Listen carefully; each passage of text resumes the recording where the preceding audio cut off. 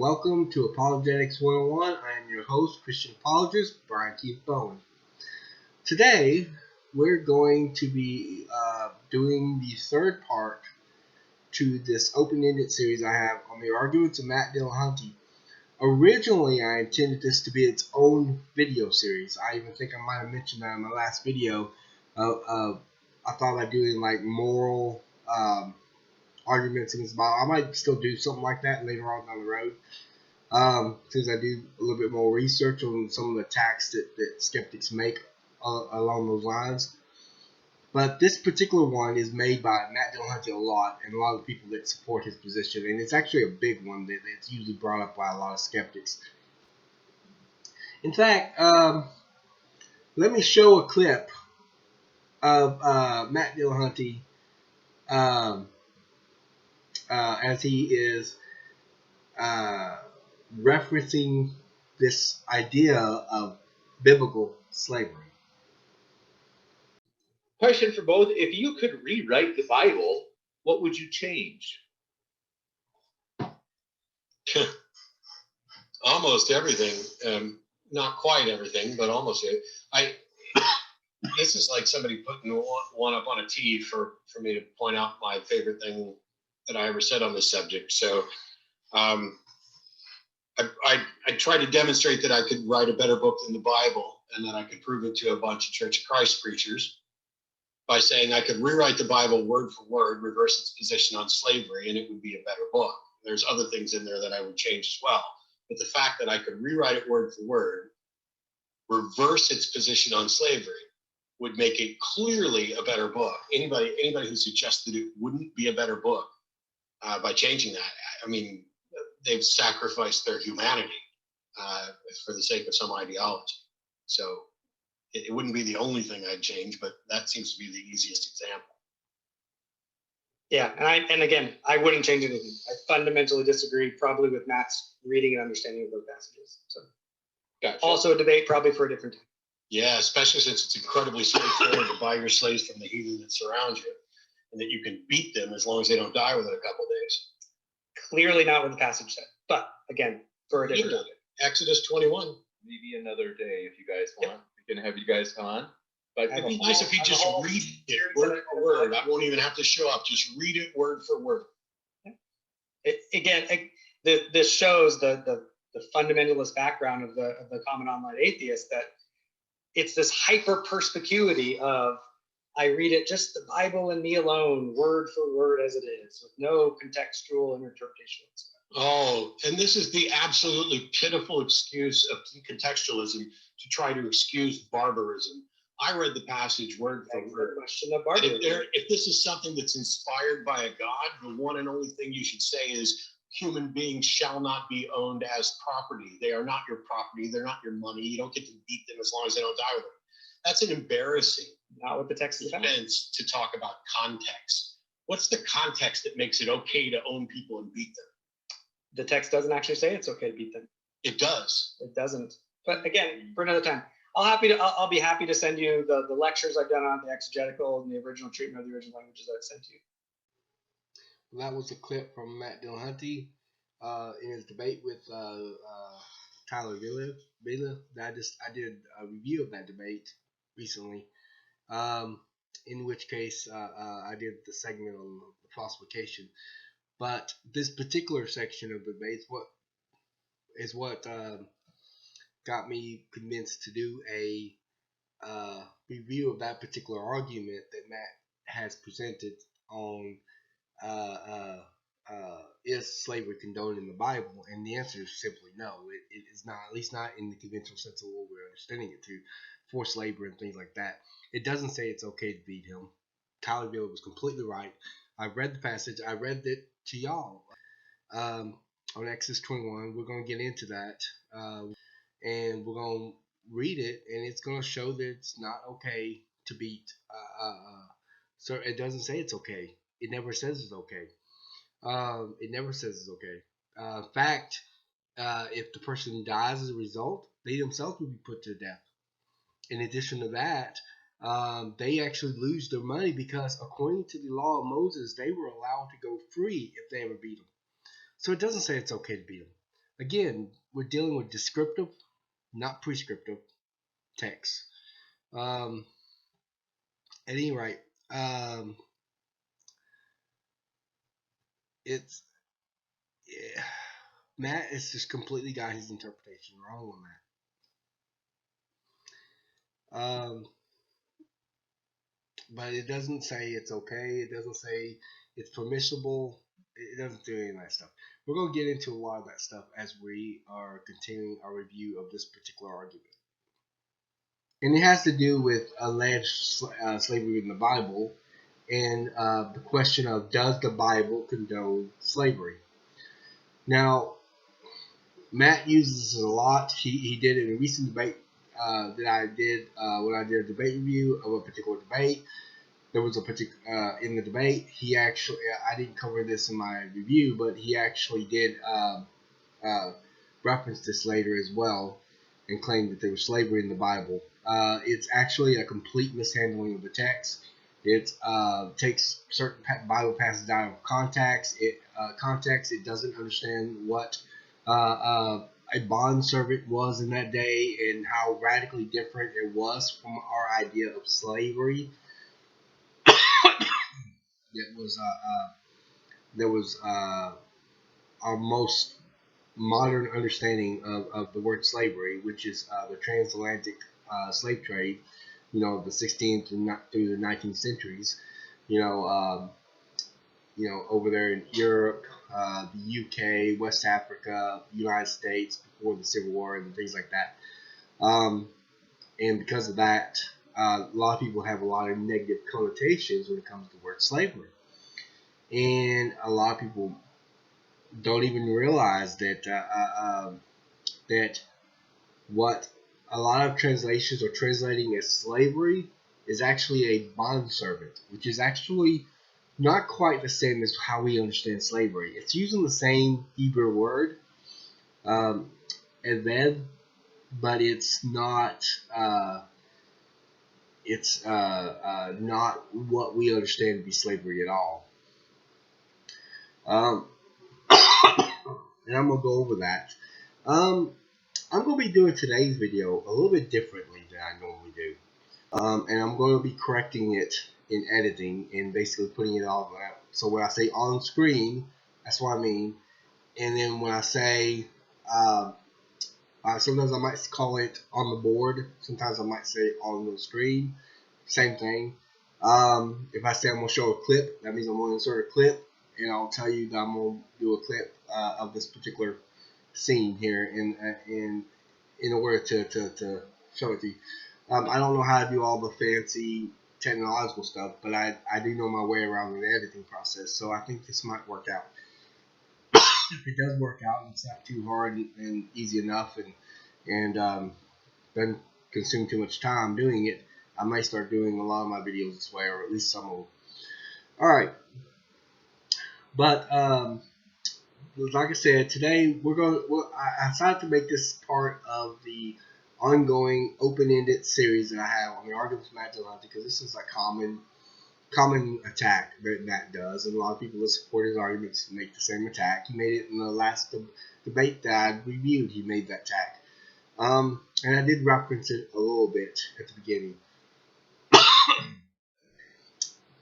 Like I said, I was going to do this in the form of an ongoing video series on alleged moral arguments, but that might still be a later thing, but it's not this time around. Alright. Before we begin, and before we really start talking about bondservant, what Matt and the atheist community that supports him is calling slavery in the Bible, I think we need to describe what is considered what scholars call two different types of texts, prescriptive and descriptive. And I'm going to show this on the board, so you're going to see this. Descriptive is referring to the where the text. Sorry, I'm still kind of. I don't know if I'm suffering from cold. I think it's more of the weather. But anyway, descriptive text is where the text is, or prescriptive text is where the text is commanding something to occur, and or giving ordinances or permission. Basically, it's agreeing, condoning the action. In the case of prescriptive, in the case of descriptive text, it's describing what occurred.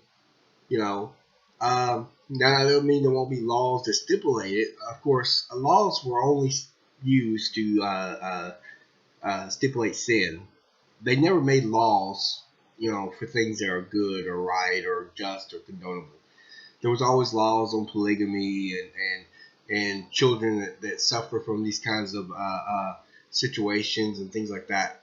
A good example of this would actually be the writing of divorcement, because the writing of divorcement was issued under the Mosaic law, and it was kind of only prescriptive in the fact that it was identifying the stipulations with divorce. It wasn't saying that God condoned divorce.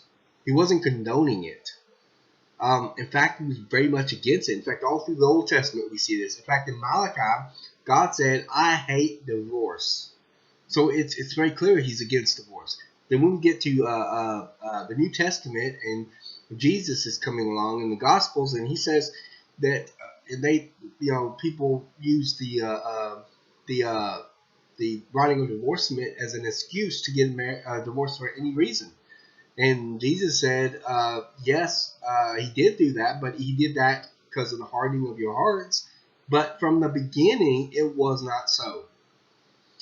So, in other words, Moses issuing the writing of divorcement didn't mean that he was condoning divorce. It didn't mean the Bible was condoning divorce. It doesn't mean God was condoning divorce.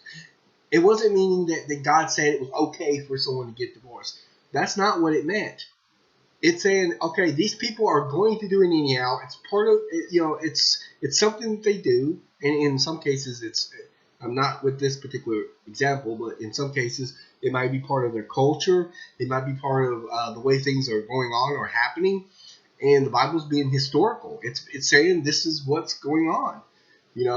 When pagans sacrificed their children to the god Molech, and the Bible referenced this, it doesn't mean the Bible was condoning the action. It was describing what took place. And so I think these two understandings of text is very important, because you got prescriptive, where the text might be either condoned or at least a sin or something that's not being condoned is being stipulated, and descriptive, where it's describing events that have happened or that the law is being stipulated in some way to stipulate sin or something that's not being condoned. And so I think those two things are very important. And before we continue, we have to understand the difference between these two types of text, prescriptive and descriptive, because this is going to become important all through the time that we're reading these Bible verses. And it's something that skeptics refuse, or at least lay skeptics, refuse to even recognize. All right. They seem to think that every time the Bible references something, it must be condoning it. But it's not condoning it. It's just referencing it, because this was actually happening. This was part of the culture. It was historical. It wasn't that the Bible was condoning the actions. All right. Now, we're going to move on through these Bible verses that skeptics often bring up when they talk about alleged Bible slavery, what they call biblical slavery, which to me, the terms biblical and slavery seems out of place, seems like an oxymoron, a little anachronistic. It just doesn't seem like it fits. It's kind of like talking about hot ice cream. It doesn't seem to work very well in your mentality. But this is what skeptics would call, or what they claim to be biblical slavery. In reality, okay, understand something. Slavery, as we understand it today, is not only, as we will see, condemned by the Bible, but it is, I strongly am against any form of slavery. This is not slavery. in a minute, in a little bit, I'm going to go through all the radical differences. My pastor was preaching on this one day, and he said that this was not considered slavery as we understood it. And I thought, okay, that's interesting, but I didn't fully grasp what he meant until I began researching it. And I'm talking about hours and hours and hours of research I did on this. Okay, let's move to Exodus 21, 2 through 6. I will present it on the screen. When you buy a Hebrew slave, this is from the ESV, when you buy a Hebrew slave, he shall serve 6 years, and in the 7th he shall go out free for nothing. If he comes in single, he shall go out single. If he comes in married, then his wife shall go out with him. If his master gives him a wife, and she bears him sons or daughters, the wife and her children shall be her master's, and he shall go out alone. But if the slave plainly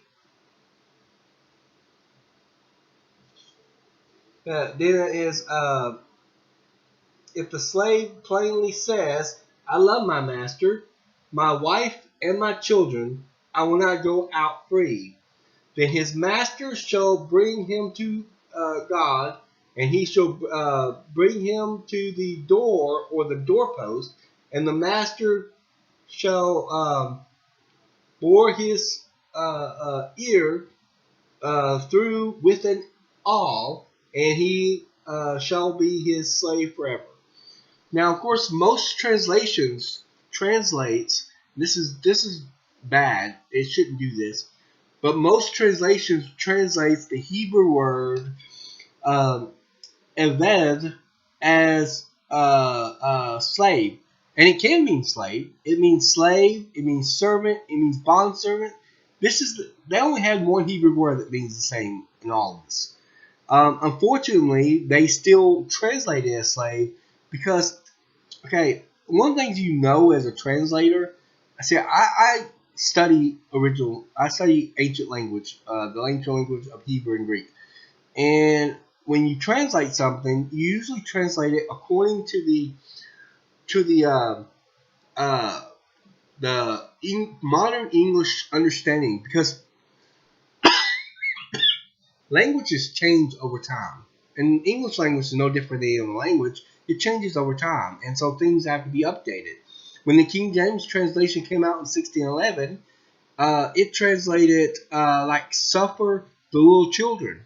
Now, of course, over time, the word suffer actually changed its meaning, and it wound up meaning in pain or being hurt.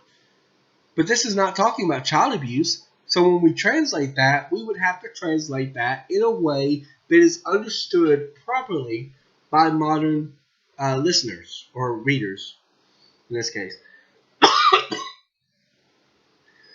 But unfortunately, most translations translate this as word slave, even though the word slave has a lot of connotations in our minds. Alright, let's break this down real quick. Alright, when it talks about you should buy a Hebrew slave, okay, understand this is not actually money changing hands. This is not the transatlantic slave route. Let me explain what was going on exactly. Alright. Basically, in that day, they had no debtor system. They had no prisons or jails to go work off your debts or anything like that. They didn't have a bankruptcy law or bankruptcy system in check. You know, like we do today, where someone might file for bankruptcy or someone might, end up going to jail and have to work off their debts or something of that nature. They didn't have that back then. What they did have was I guess what scholars would refer to as the first bankruptcy law in the Mosaic Law. And this is it. This is the bankruptcy law. And what would happen is that a poor person who doesn't have the money to pay their debts would go up to someone that they knew of that was rich and had money that would pay for their debts for them. And when this person paid for their debt for them, what the person did was they would be contracted to this person for a number of years. The law of Moses said 6. And basically the idea was that 6 years they would labor. It was ultimately 6 years, but it was a total of 6 years. So it was like the 7th year you're free, basically. And so, and this is the practice that they did. Now, of course, again, this is law stipulating something that was being practiced in the ancient world. This is not God saying, oh, it must be okay because I'm stipulating. God doesn't stipulate things that are right. Okay? He stipulates things that are wrong or unjust. So I'm not even saying this is justified necessarily. I'm just saying it is radically different from what we understand as slavery. It's very different from it. All right. Now, this was completely 100% volitional. 100% volitional. What's that mean? It means it's by choice. They had a choice. They didn't have to do that. They did it on their own. Okay? And it was done for economic reasons, but it was done for benefit of both parties. Obviously, the master got a worker, which, by the way, Evev should be translated as worker rather than slave or that. Bondservant, I think, is a good one to translate it as. I think the King James might translate it as bondservant. I'm not exactly sure where it translates it here. If I know in other places in the New Testament, it does translate it as bondservant. I think bondservant's a good translation. I think servant's a good translation. I think worker, a good translation, but I don't think that people would understand what that would mean exactly, or at least fully grasp what it's talking about. Slave, I don't think is a very good translation here because of what the word slave meant to our modern minds, because we have all these negative connotations that come along with the word slavery. And in fact, this is what skeptics are jumping on because they're assuming biblical slavery is just like transatlantic slavery. And it's not. And it's not even really slavery. It's bond servitude. It is indentured servants. All right. Now, it says that when he goes, if they go in there with a wife and children, they come out with them. Okay? Now, if they go in and they marry while they're in there to another servant, then they can go free after the years, but the wife and children have to stay behind until they get done with their time. All right. Now, some skeptics have pounced on this and assume that this means that that they were, and I think Matt Dillahunty does this as well. Matt has this idea that they're being considered property and things like that. We're going to get into that in a little bit. I haven't really got to the references that Matt mentions in that clip. All right, but I will get to it. We just haven't got that far yet in the text. But this is basically what Matt thinks about it. All right. All right. Now, of course, marriage. They can bring kids. Okay. What is this thing? They can't leave with them or something. And Matt Dillahunty thinks that this means that they were tricking them into slavery. This is completely false. This was actually 100% volitional as well. Basically, here's what the idea is. They go in. They married somebody who's an indentured servant who hasn't got their contract filled up yet. So when their contract deal, they have to wait for them to get done with their contract. Essentially, and they have that option. They can just wait it out, and when they get done, they're free to go. And and by the way, during this time, I think Braxton Hunter and Jonathan Pritchett said on Trinity Radio, it's when they did a 2-part thing on this. They said that it's not like that they were somehow in a dungeon somewhere and isolated from it, and they never could see each other again. I think that's the idea behind accusing them of tricking them into a lifelong servitude, or in their view, slavery, because they think it's slavery. When in reality, this is not what they were doing at all. Because it was one thing, they had contact with his wife. He could have sat there and said, nope, I'm gonna wait it out. She has another 3 years left. I'll wait till then, and then she'll be released. They could have waited to that long, but they did, and they would have had constant contact during that time. So it wasn't like you wouldn't be able to see her, in that space of time. They could see her anytime they want to. In fact, actually, indentured servants actually have the same rights as the master. We'll see that here in a little bit, because the same punishments that would apply to a normal person who's not, or the same punishment that would apply if something bad happened to them, that's not that's free and not a bondservant. Same thing would happen also if this bad thing like kidnapping and murder happened to them. They have the same rights. They also have the day off of the Sabbath day, the same as the Jews. They take the Sabbath day off. Yep. So I mean, they also got paid a wage. They actually got paid a wage. Yeah, they got paid a wage. They got their debts paid off. They learned a vocation.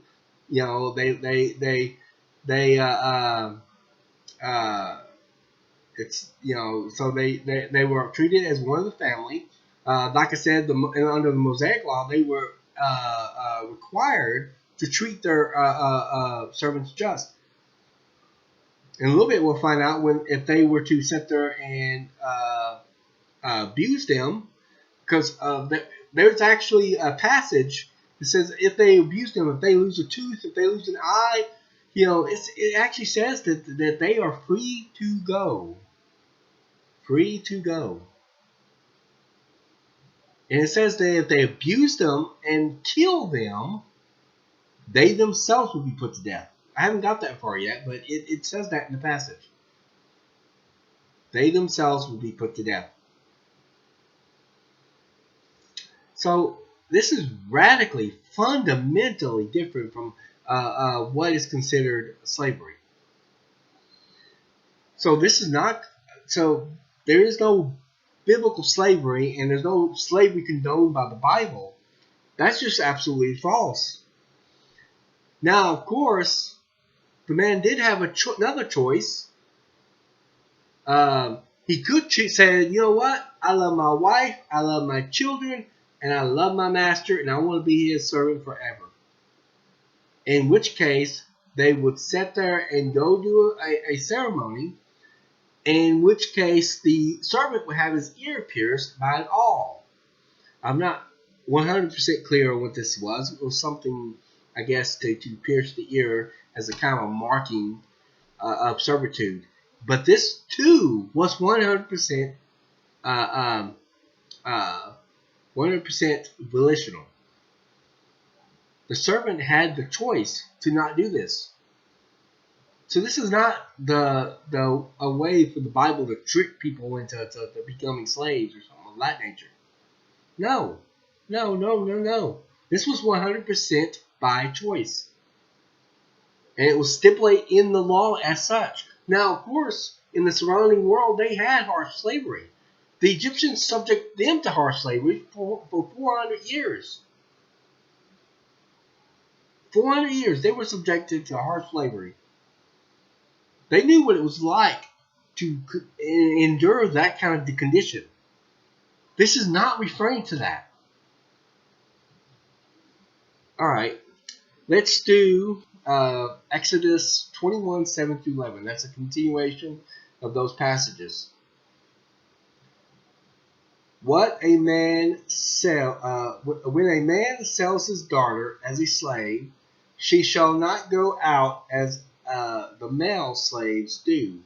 If she does not please her master, who has designated her for himself, then he shall let her be redeemed. That means purchased. He shall have no right to sell her to a foreign people, since he has broken faith with her. If he designates her for his son, he shall deal with her as with a daughter. If he takes another wife to himself, he shall not diminish her food, her clothing, or her marital rights. That he cannot deny her marital rights, even if he ends up trying to get with someone else. And if he does not do these three things for her, she will go out for nothing without payment of money. That means that it means that she will be released from service, basically. And let me explain what these passages mean. All right, what does that mean? A father can sell her daughter. Is he talking about sex trafficking there? No.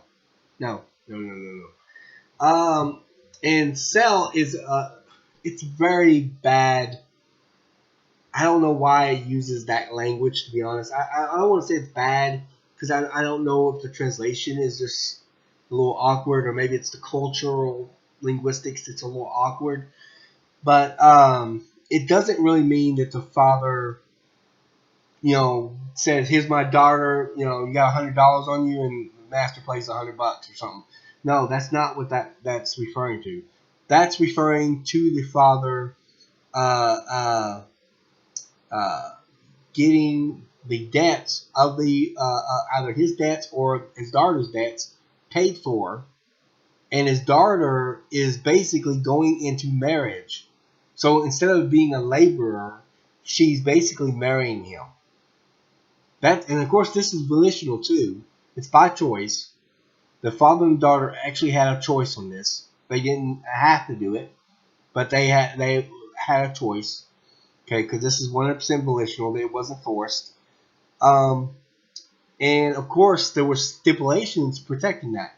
Now, understand again, descriptive language. If the Bible's not condoning it, understand that. That is important. The Bible is not condoning the past or condoning the act.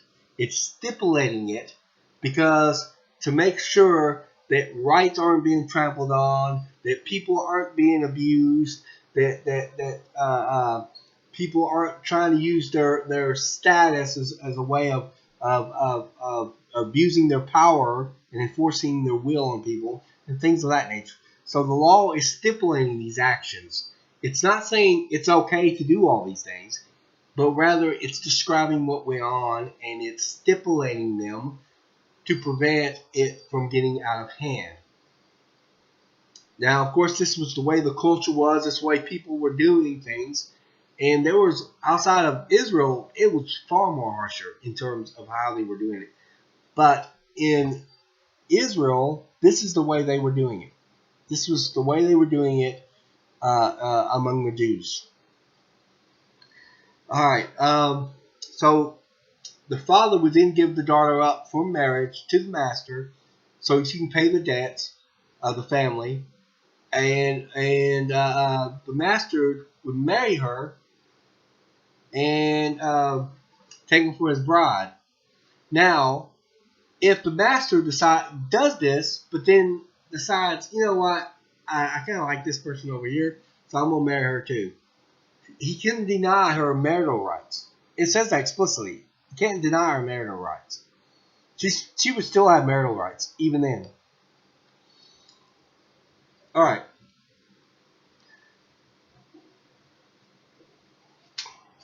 And again, not forced, 100% volitional. This is not talking about sex trafficking. This is not the father going up and getting $100 for his daughter, that sort of thing. This was 100% by choice. It had to do with paying debts. And the only real difference is that the daughter would end up marrying the master instead of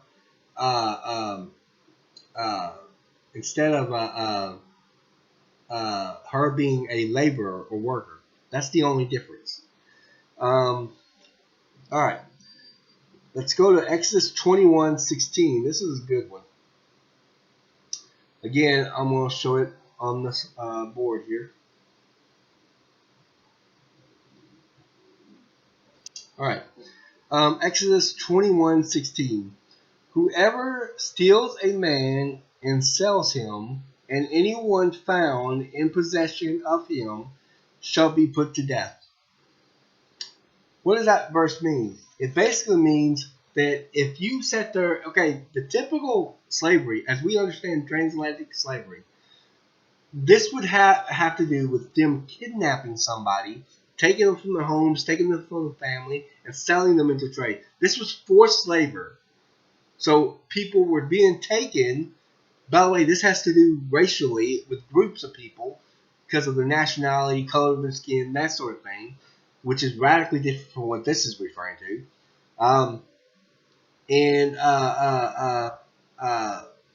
Taking them in, and if they try to kidnap them, which is what transatlantic slavery, situation did, then they themselves, and even if somebody was caught with them or in their possession, or in the possession of him. Now, understand what this means. It means basically, like, let's say the person sends somebody to retrieve that person. That person that went to go kidnap them will be put to death, and the master who sent them will be put to death. Both of them will be put to death in the event that they kidnap them for the purpose of servitude. Now, understand, this is huge. This is massively huge. Because this means that the very thing that fundamentally is understood about typical slavery, as we understand it in the modern world, was strongly denied, even punishable by death, in the Mosaic Law. So this is not the Bible condoning slavery at all. All right, let's do 21 verses 18 through 20. Okay, I will show that on the screen.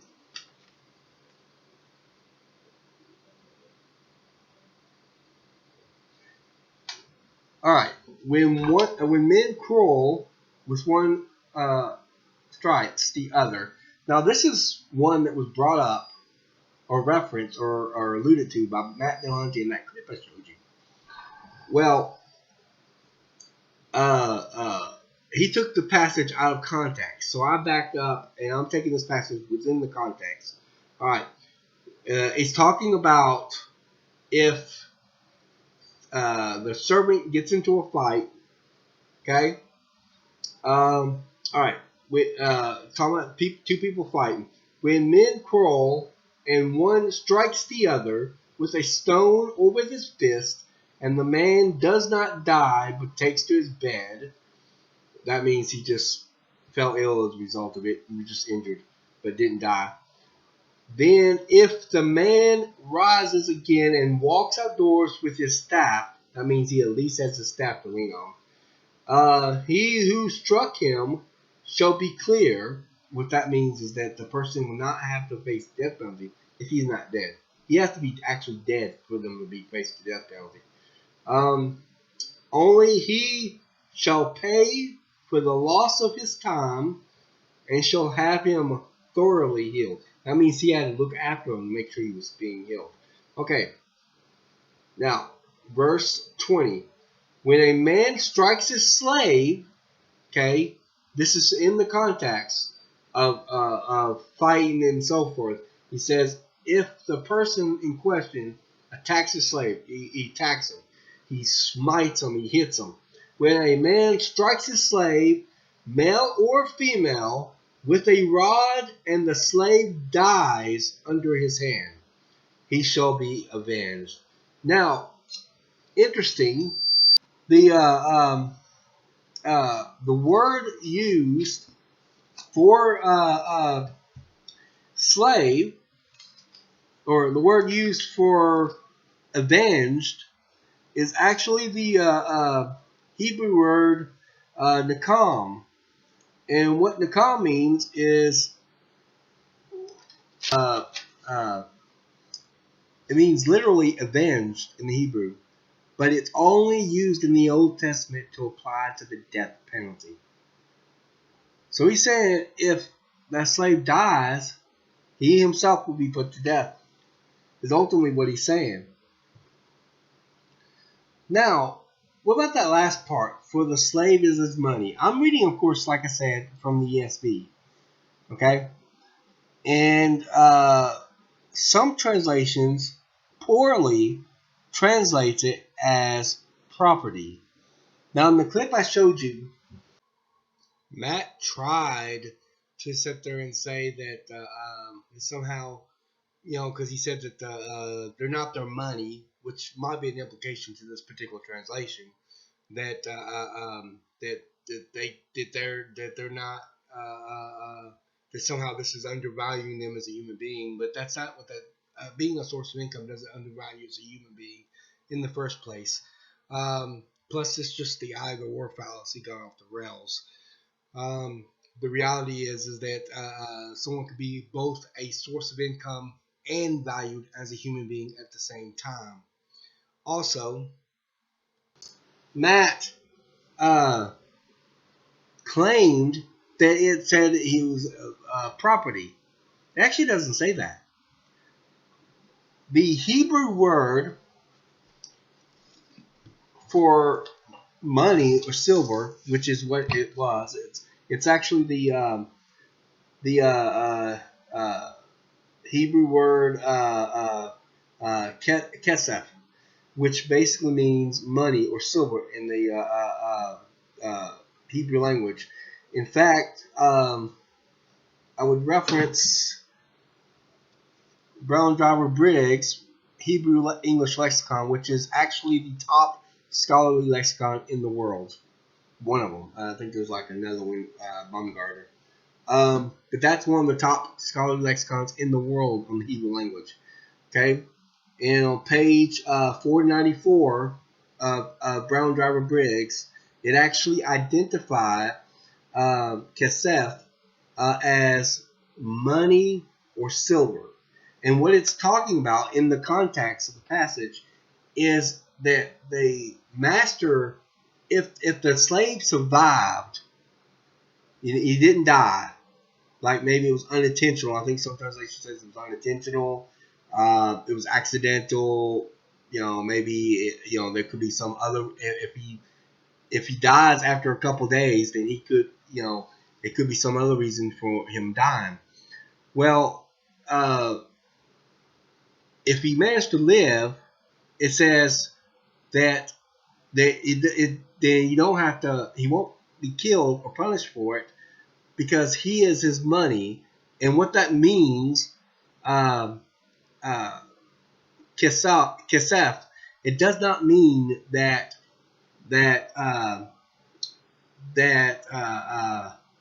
he's considered no more than property to the master, or that the Bible only considers him property. That's not what it means.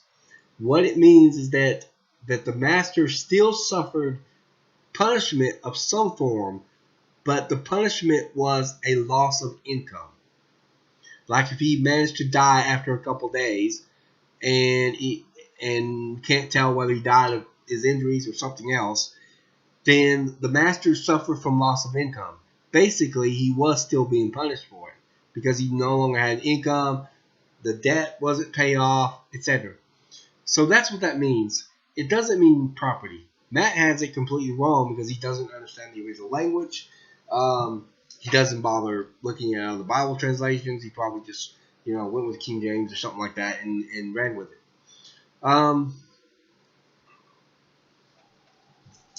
But there is some passages that Matt also likes to cite.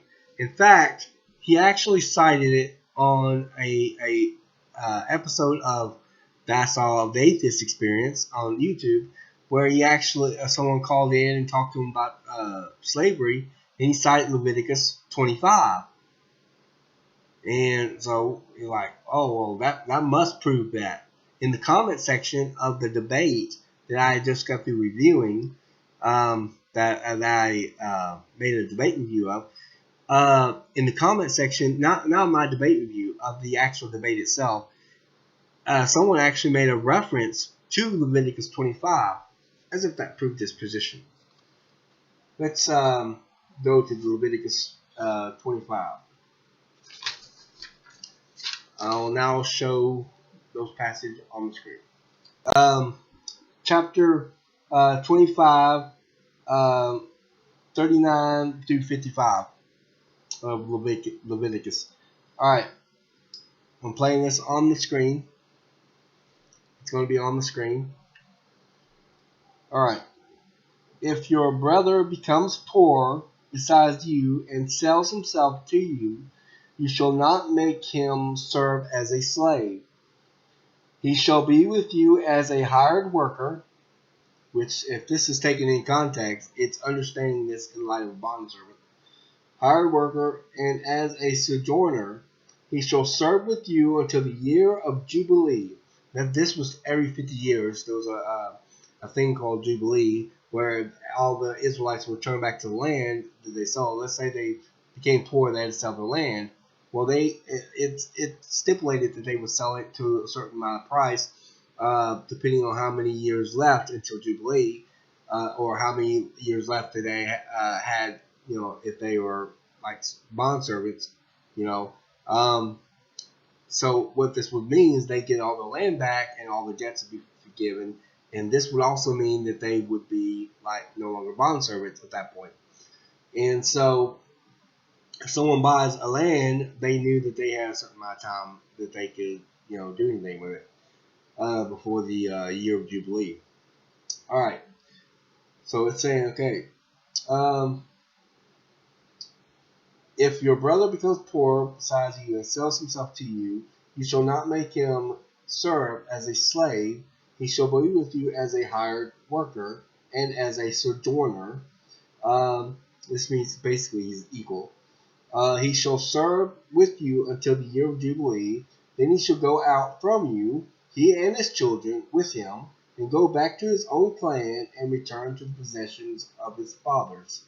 For they are my servants, that God's talking, whom I brought out of the land of Egypt, meaning that he brought them out of slavery. And so as their God, he intends to take care of them. All right. It says,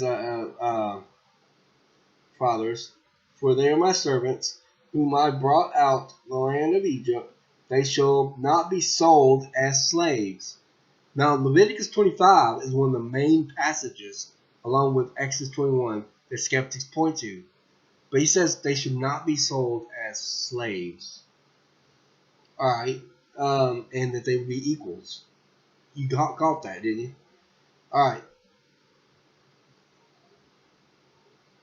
You shall not rule over him ruthlessly. In other words, it's stipulating the boundaries there to prevent a master from overstepping those boundaries and abusing their slaves or being a harsh master and so forth. But shall fear your God.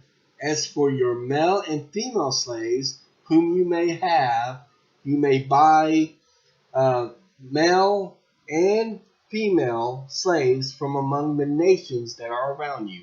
This again is not referencing that they will pay money for and then they come. This is referencing it's an economic situation. If other people were poor, then they could sit there and pay for their debts, and they would come and work for them to work off those debts. That was the idea. Again, this is a bankruptcy system. All right. And this is talking about the heathen slaves around. So it's stipulating those. All right. You may also buy from among the strangers who sojourn with you and their clans that are with you, who have been born in your land, and they may be your property. Now this right here, okay, It's translated from a Hebrew word that actually means possession. I believe it's like a kahuza. It actually means it doesn't really mean property. Some translations translate as possession. I think actually Matt Dillahunty on the Atheist Experience that Solomon on actually quotes it from whatever translation he quotes it from, translates it as possession. But it actually means possessiveness. It actually is not talking about property as in a car or something like that. It's actually just saying that they possess them. They have them in their responsibility, realm of responsibility. But let's assume that it means as hardcore possession or belonging to that skeptics think it means that they're being owned as property. This is not condoning the action. This is descriptive. This is not prescriptive. This is regulating. This is placing stipulations on a practice that's being done. All right. The reason it doesn't stop it is because it can't stop it. This is being done everywhere. This is being done all over the place. But if it's going to be done, then what God's doing is He's regulating how it's done to prevent mistreatment of the people that are involved. This doesn't mean He's condoning it any more than the writing of divorce may that God's condoning or the Bible's condoning divorce. It doesn't mean that God is condoning polygamy, the fact that it references it. It doesn't mean that it condones incest, the fact that it references it. It doesn't mean that it condones people being concubines, even though it references it.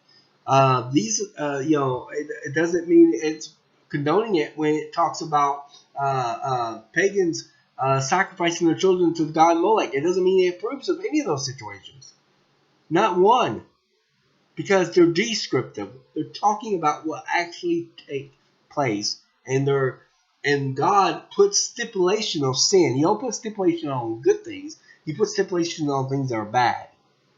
So He's not condoning the practice to begin with. Okay? Now, of course, the Hebrew word used there is likely not talking about property the way we understand property. I think it might even not be a very good word. It might be close, but it's loosely translated. A more literal translation would be possessiveness. Would be possessive. It means that it belongs to him in a sense of that this is now within the realm of their responsibility to take care of. That's what it actually is talking about. But even if you would assume, as Matt Dillahunty does, in the strict sense of the word, that somehow understanding that this is talking about them owning people like cars or something.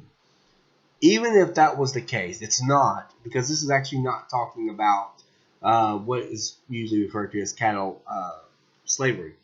This is rather talking about a kind of belonging to it. It's saying basically that if a bondservant is bonded to you, okay, through economic hardships, and owing a debt, then essentially it's saying that you are responsible for it and you have to take care of them. And which is true. They had to pay for everything. They had to pay for their clothes. They had to pay for their expenses. They had to pay for everything. They paid for their training in the new job. They got trained in a particular vocation, like I mentioned earlier. So, and they even got paid a wage. Weird, isn't it? What kind of slavery program pays somebody a wage and earnings, but they got paid something for it? This is not slavery. Not in any traditional modern sense of the word. All right. So this is really should be translated as possessiveness or possessive or possession. It's really just talking about within the realm of the responsibility to take care of. It's not saying that they are owning these people like cattle, or they're owning these people like a vehicle, or something like, or property, like a land or something like that. That's not what this means. And that's not even what the word means. But it's not really meaning it the way it sounds to a moderner who don't care about culture, context, contextualizing these things, understanding the original languages, trying to figure out what's the truth of the matter. If you're only concerned with attacking Christianity, then I can understand why you would just want to do this no matter what. Doesn't matter what the Bible says. Doesn't matter what it actually means. You know, you don't care about context. You just care about attacking.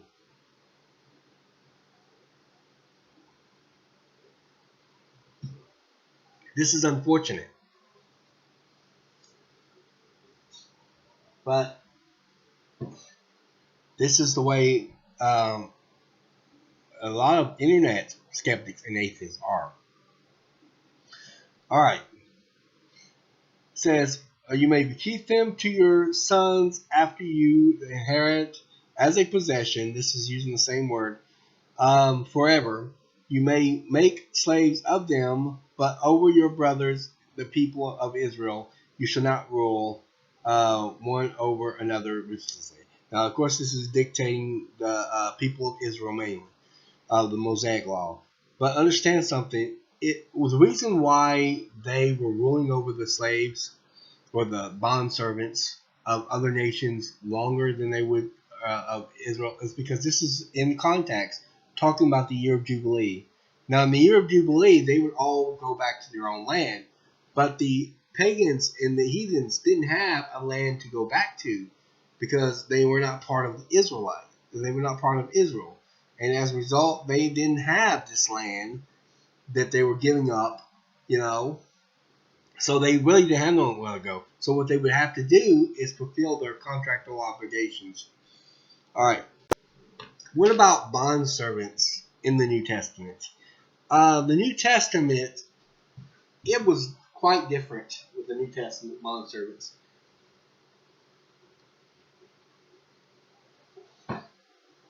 Well, not too much different. By the way, both Old and New Testament version of bondservant would have actually been appalled at our modern understanding of slavery. Because even in the case of the New Testament, it's not what they understood by it. All right. In the case of the New Testament, okay, there is some different issues. Because with the Old Testament, we're dealing with a theocracy. We're dealing with a governing body that was controlled by God. Okay? The Mosaic Law basically dictate what was going on in that culture so that they didn't, overstep their bounds with the slaves and that sort of thing. In the New Testament, in the Greco-Roman culture, we don't have that. So in the New Testament, there isn't, again, it's still using descriptive language. It's not saying it's condoning the actions, but it is different a little bit. For one thing, the treatments of slaves are different because obviously the Greco-Roman culture is not going to feel under Mosaic law to treat the slaves right the way it was under the Mosaic law. And of course, they could actually, with bondservants in the New Testament, it was a lifelong situation. It was, they couldn't last 6 years and then they would get out. Now, of course, there could be other ways out, even of the New Testament version, if someone paid their debt off or something like that. But it was a lifelong obligation usually. And so that was different. Again, descriptive, not prescriptive. It's not condoning the actions. In fact, some of the references in the New Testament has them saying, don't treat them like a slave. Rather, instead, treat them equally because they're brother in Christ, or treat them like a brother in Christ. But we'll get to that in a little bit. But that's Philemon. All right. But we're going to start our New Testament review of bondservant in Ephesians chapter 6, verses 5 through 9. Once again, we'll place the Bible passages on the board for you to see. It'll be on the screen now. All right. Verses chapter chapter 6, verses 5 through 9. Bondservants, obey your earthly masters with fear and trembling. Paul's giving an exhortation to both the masters who are the slave that the bondservants are under, as well as to the bondservants. He starts off by talking to the bondservants first, then he goes to the masters and tells them about how they should be able to treat their servants. Now, again, this doesn't mean that Paul's condoning the action. He's not saying slavery is okay. We'll see in Philemon where he actually urges Philemon to no longer look at him as a slave at all, but rather look at him as a brother in Christ. And that he's basically essentially saying release him from slavery. But we'll get to that in a little bit because Matt Dillahunty seems to think that that Paul should have just said outright, don't be slaves anymore. But he does. He actually does. There are also places where he actually does do that. But the point is that Paul is not condoning slavery.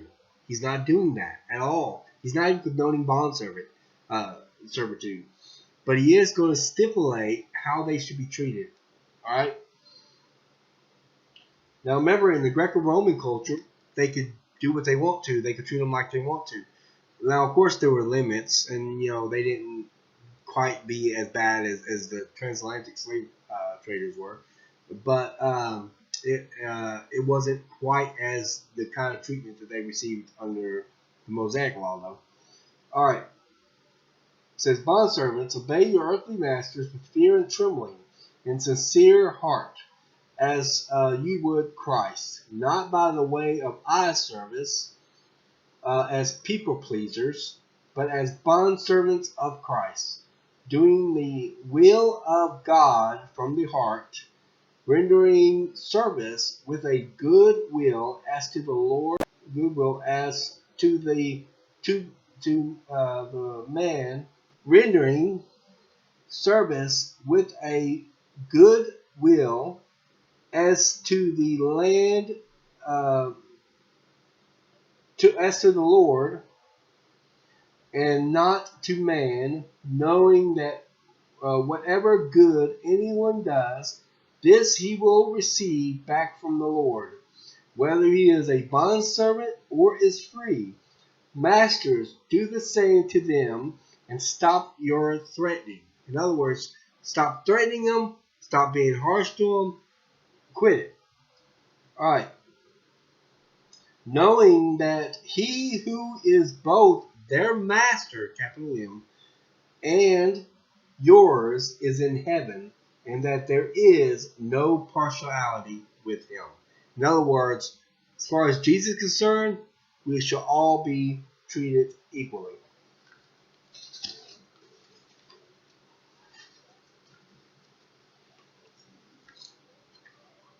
So Paul's basically saying, hey, treat your slaves, treat your bondservants decent.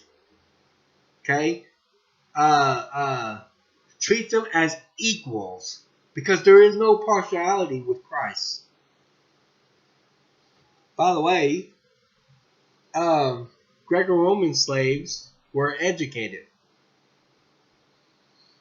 They actually were taught education. How to learn how to read and write, for example. Of course, bondservants back then wasn't based on race like the transatlantic slave routes were. It's based on economic hardships. It's based upon whether you got this poor person and this rich person can bail them out of their debt, and they could pay all their debt, and then the poor person would go work for them in order to pay back that debt. It's basically a debtor's program, pretty much what it was. And they got taught a vocation and things like that. Of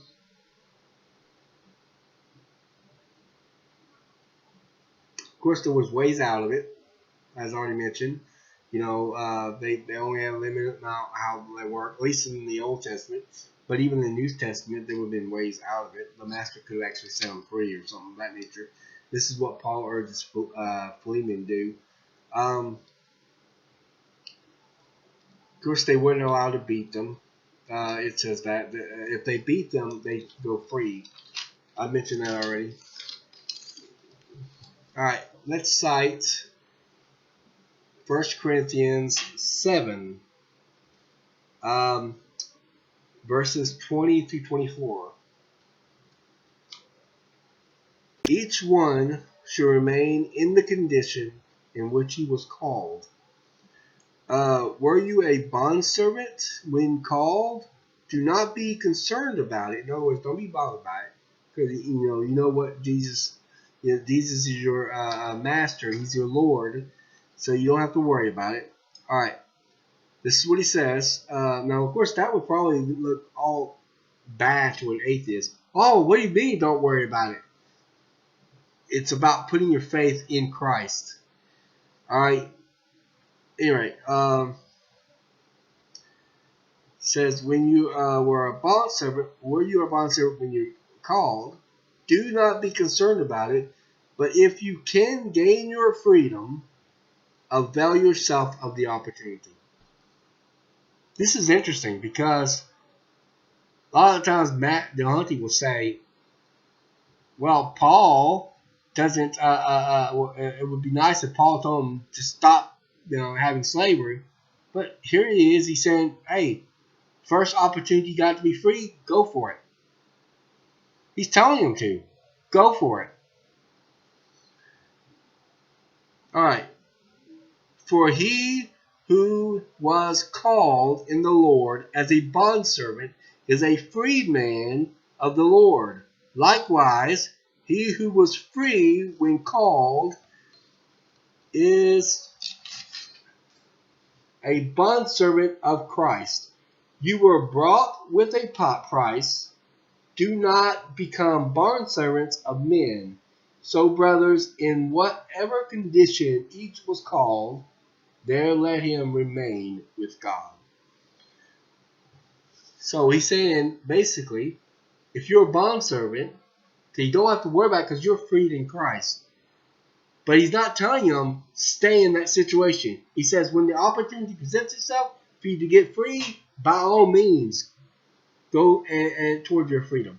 So this also shows that just because the Bible makes stipulations on these things does not necessarily mean that it's condoning the practice. In fact, if it was condoning it, it wouldn't need to make stipulations on it.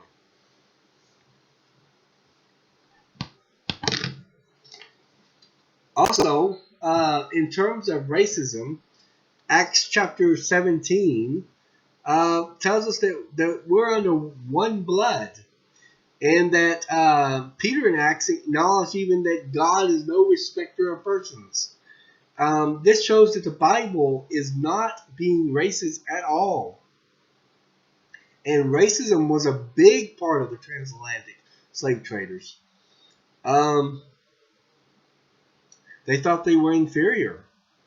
When they took a consensus, they considered a slave less than a human being. Not them, but in the transatlantic slave traders. And when they did a consensus in the United States, they considered them, I think it was like 1/4 of a person. That's how lack of value they have. They consider them a whole person. They can own property here in bondservants can. They could they had rights under it. They could get paid wages under it. They had to be treated fairly under it, at least under the Mosaic law that was able to be stipulated. Under the Greco-Roman, they had no such stipulation, but the New Testament writers still told them to do just that. To treat their bondservants good and fair and right, but they're not condoning the action. In fact, Paul says, as soon as the opportunity presents itself to free yourself, by all means, get free. So Paul does say it. All right. Many Christians actually led the fight to abolish slavery. Yeah. Many Christians led the fight to abolish slavery. People like Abraham Lincoln, Douglas Freeman, and many others. I think I heard of one named, I'm probably going to butcher his name, Wilberforce, something like that. He was very famous person who led the way in slavery. And these were all Christians. These were Christians that led the way to abolish slavery.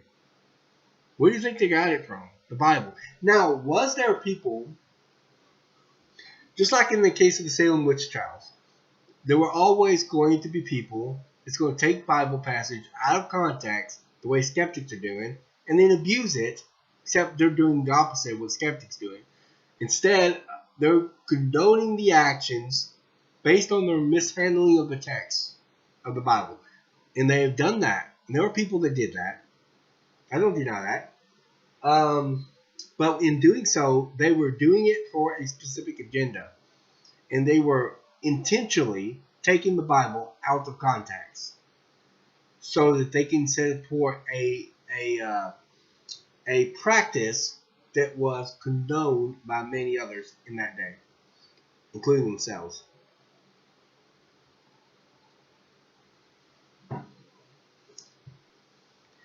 But it was Christians that led the way to abolish slavery. Because what they did was they reviewed the Bible. And by the way, Douglas Freeman is an interesting name, who upon reading the Bible realized that not only did it not teach the condonement of slavery, but it taught the exact opposite. I read you verse 16, which actually prohibited the kidnapping of a person, to put them into servitude, kidnapping them, and it says they will be put to death. Put to death. They will suffer the death penalty. God is not for this kind of slavery at all. Now, what can we learn from this? I'm going to illustrate some bullet points, and we're going to summarize our case, and we're going to see if the Bible really condones what we understand to be slavery. All right. The bare mentioning of the practice was not the Bible or God condoning the practice. This is descriptive language. Second, servants or bond servitude was completely volitional, meaning by choice. It was purely economical, not racial. The primary focus. It was sort of economical on the transatlantic because obviously the plantation owners were trying to make money, but it was not beneficiary economically for both parties, and it was not primarily illustrated because of something on the part of the bondservant, or in this case, the slave. In the case of the Bible, the bondservant is the one who sought the rich person out to get his debt paid, and he would be put into indentured servitude in order to be able to pay off his debt. Because they had no debtor system at the time. Alright. Now, of course, this doesn't mean that the Bible was condoning any of these actions. Rather, instead, it stipulated the actions because these were the norm of that culture. So this is important to understand the difference between prescriptive and descriptive. As far as the text goes. 3, it was purely economical. Okay, I do that. From both parties, beneficiary from. They were paid a wage. They got an actual income from this. Interesting enough, I'm sitting there thinking, okay, these guys got taught a vocation. They got paid a wage. And I'm like, after hours and hours of researching this stuff, I'm like, this is not biblical slavery. This is this is an ancient version of the labor's union. I mean, this is a union here, an ancient version of union, a labor's union. probably the earliest labor union ever made. They got their they not only learned the vocation, but they got taught the vocation. Greco-Roman bondservants were educated, to read and write and things like that. It is just absolutely ridiculous to think of this as what we understand today as slavery. They were not considered the property of them, the way in which a lot of skeptics think that they were considered. They belonged to them. They were their responsibility, yeah, but they was not owned by them. They didn't own them in the same sense of the transatlantic slavery trade routes. In those kinds of things, they weren't owned. It was their responsibility, but they were received, at least under the Mosaic Law, they were received equal to their family members. They were part of their family. Their children was part of their family, and they were treated like such. And this was not forced labor. This is 100% completely volitional. It was completely by choice. Even if a woman wanted to marry to get herself out of debt and marry the master, this would still be volitional because it was by choice. All right. They were educated and taught a vocation. I mentioned that. They were released after 6 years. Like I said, on the 7th year, they were released. So this is not permanent, at least not under the Mosaic Law. Now, it was more permanent under the Greco-Roman law, Greco-Roman culture, but even then, it was still ways to get out of that. But as far as the Jewish culture goes, as far as the Mosaic Law was concerned, they only had to serve for 6 years. Unless, of course, the year of Jubilee happens, and then they were completely released because all debts were forgiven. They were prohibited from kidnapping them. The kidnapper themselves was punishable by death. Punishable by death. Now I mentioned this. This is not forced labor. Okay, in the transatlantic slavery, the cattle slavery, what we call cattle slavery, the pre-Civil War slavery, that was done forcefully. Not only was people forced into work and sold into slavery, but people were actually taken from their homes and their families. They were kidnapped and placed into slavery. So, in other words, and in the strict sense of the word of slavery, as we understand today, we've been appalled both by the Old and the New Testament, because nobody was allowed to do that with a bondservant. That was the whole idea, is that they were in debt, and this was the way that they were going to pay for the debt.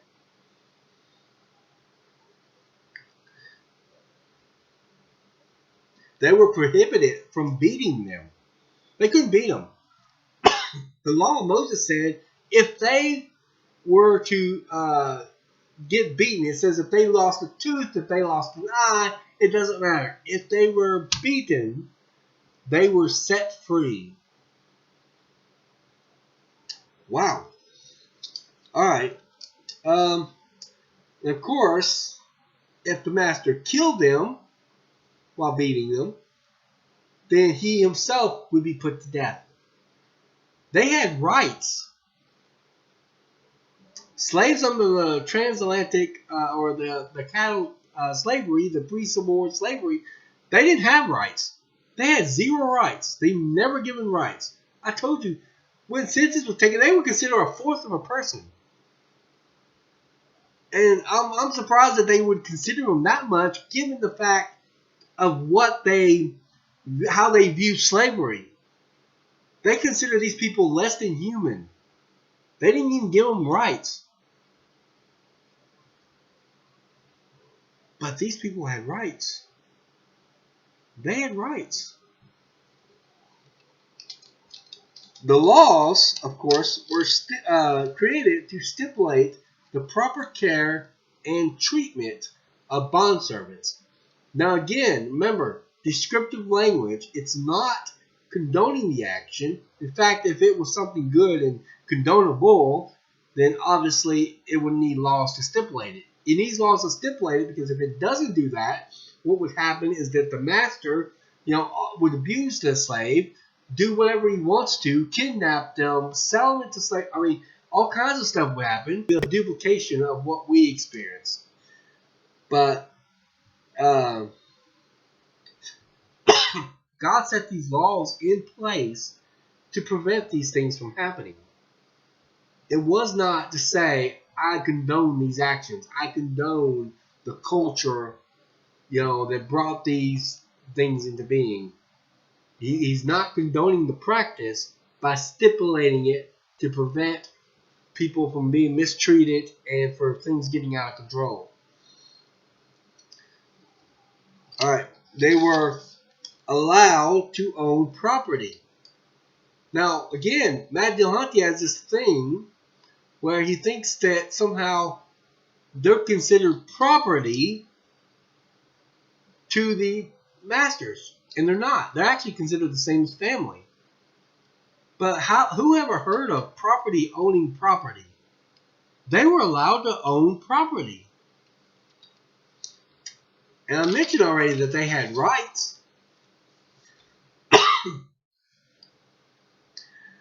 They could marry and have children. Yeah, they can marry while they're in servitude. Now, of course, they could also bring up their wife and children in it. Their children would not have inherited. I'll get to that in a minute. But they would not have inherited their servitude at all. And, of course, when they left, the husband and the children went with them. Now, of course, they could also marry a servant that was already there. And, of course, she would still have to fulfill her time after he left, unless he says, I love my wife, my children, and my master, and I want to serve my master forever. In which case, he would be taken, a ceremony would be done, and his ear would be punctured with what's called an owl. All right. And this wasn't tricked slavery or anything. This was all volitional. It was all by choice. All right. To say it's not by choice is deceptive. It's having a personal agenda. The text specifically tells us that they're choosing this. All right. If the master beat them, they were instantly set free. I mentioned that earlier. If their master killed them intentionally, their own master would be put to death. Also mentioned that earlier. They were not considered property, but considered part of the family. And I mentioned that earlier as well. All right. Let's make a closing argument for this. Okay. The question is, does the Bible condone slavery? The answer is absolutely not. At least not in the sense that we understand it today. In the sense that skeptics mean it, in the sense that critics mean it, in the sense that how we understand the word today because of the history of the cattle slavery, pre-Civil War slavery and that sort of thing. Because of that, those negative connotations that come along with it and that sort of thing, that kind of slavery would have been completely appalled by both Old and New Testament adherents, because this was not a forced servitude. They were not even allowed to kidnap them from their homes and force them into labor. This was 100% volitional. They were even paid. What kind of slavery program pays their slaves? But they pay them. They were also given a way out, more than just one way out. I mean, one, you could wait for 6 years is up and go out that way. Two, if Jubilee happened, the year of Jubilee, all the debts were forgiven, and then they were allowed to go back to their own land, in which case they could leave then, even if they had 3 or 4 years left before the time was up. Or, either them or someone else could pay for their debts to their master, in which case they would be released earlier. So they had a way in, which was volitional. They had a way out, which was volitional. And they were contracted workers, basically. They were paid a wage. This wasn't forced labor. They were not considered property in the sense that skeptics mean it. They were not, at least not by them, because they were actually considered one and the same with family to the masters, at least under the Mosaic law. And of course, the New Testament makes stipulations against it, but it doesn't condone it. Paul tells them, hey, look, whenever possible, escape it. Now, there is one passage I haven't got to yet. In Philemon, it actually, there's only one chapter in Philemon. Paul is, the whole letter of Philemon, it's a very short letter. It's written to a slave owner by the name of Philemon, and he's a slave owner, and his slave runs away, and I guess he runs into Paul, who was already in prison. So this seems to imply that maybe he was in prison with them or somehow, and they bumped into each other, and so Paul is, he's converted now. His name is Onesimus. And Onesimus gets saved. And so Paul writes a letter to Philemon. And he says, receive Onesimus. He says, I don't feel right keeping Onesimus from here. I'm going to leave it up to you. But he's basically saying this. He said, I'm going to send Onesimus back to you. But he is a brother in Christ. He benefits you, but he also benefits me. I could just leave him with me, but it benefits both of us. But I'm going to send him back to you, and I want you to receive him not as a slave. This is what he says. Read it. It's in Philemon. It's one chapter long. He says, not as a slave, but as a free man, free in Christ, and equal, as equal. So basically he's saying, release him, don't keep him in servitude, and treat him as an equal, because he's your brother in Christ. That is an interesting thing. And funny thing is, when Matt Dillahunty does a debate with a couple other guys in it, and he says in this debate on slavery, original slavery in the Bible, this is on modern day debate, and he tries to say, well, that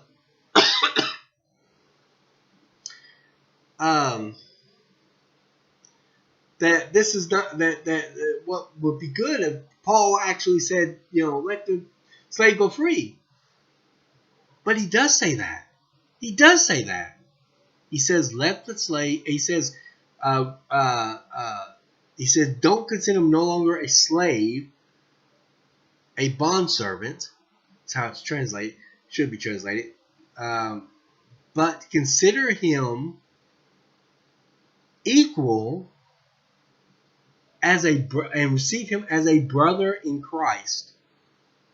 So essentially, he's telling him, stop acting and treating him like a slave.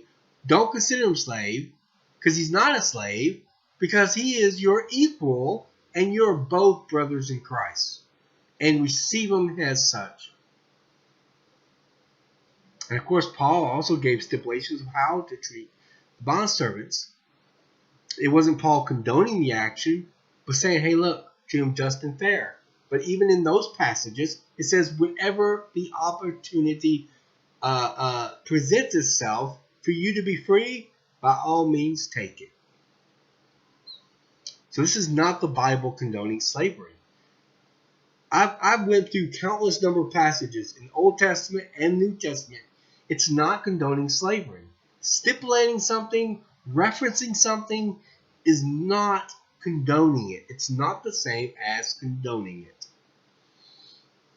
I think that is very, very important to understand.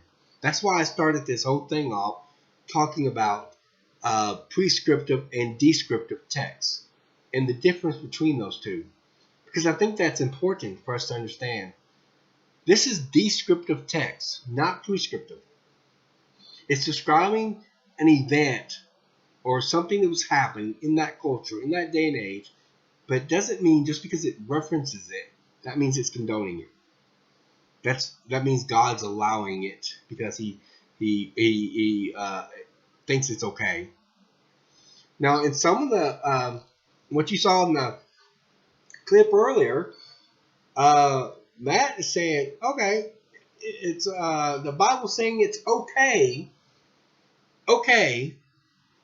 if he beats him as long as he survives within 1 or 2 days. It doesn't say it was okay. It never said it was okay. That's inserting something in the text it does not say. The context, the original language, the background, what we know of this situation all indicate that this is not biblical slavery. This is bond servitude. It was 100% by choice. There was no forced labor involved. Like I said, this is kind of like the ancient version of a laborers union. I mean, that's pretty much what it was.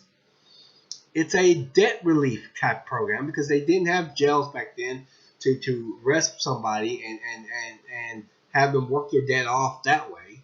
This is set up completely different. I understand that this is not typically how we understand things.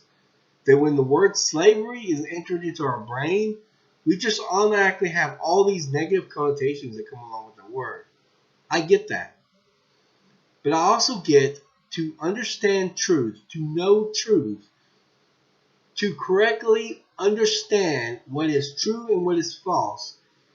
We have to understand what the Bible is actually trying to say in its given context with its specific background in its original language, and we must be able to understand that when the Bible describes something that is happening or that is true in that culture, meaning that the culture itself is practicing it, the fact that it references it or stipulates it doesn't mean it's condoning the practice or actions. And that is very important for us to remember. All right. Well, this is the end of my video on whether the Bible condones slavery or not. And of course, part 3 of my open-ended series of the Arguments of Matt Dillahunty. I hope you like this video. Please like and subscribe, and like this video. Subscribe to my channel. Let me know in the comment section what you thought of the video. I want to hear from you. I really do. Every now and then you hear somebody say, you did a good job, and other people say, no, you didn't do a good job. I think the arguments are very strong in favor of this, that this is not some sort of slavery as we understand it being taught in the Bible or condoned by the Bible. In fact, even bond servitude is not being condoned by the Bible. It's just being referenced it and being stipulated. And of course, the Bible don't stipulate something unless it's something that's not correct or not being condoned. So it's not condoning it, and I'm not condoning it. Even bond servitude, I'm not condoning it. But I am saying it is fundamentally, radically different than our current understanding of the word slave or slavery. All right, this has been a very interesting video that I did. Sorry I couldn't do a video series of it. I thought about doing it. Make sure you like the video. That helps with the YouTube algorithm. And also, make sure you hit the subscribe button. And don't forget to hit the notification button, because that notifies you of alerts whenever I have new videos available. Sometimes I'm producing these videos once a week. Sometimes I'm producing these videos multiple times a week. So I'm constantly at work building this channel up. Let me know what you think in the comment section. Again, like and subscribe. And also, always learn the facts that the critics don't want you to know. This is Brian Keith Bowen, Christian apologist, signing off.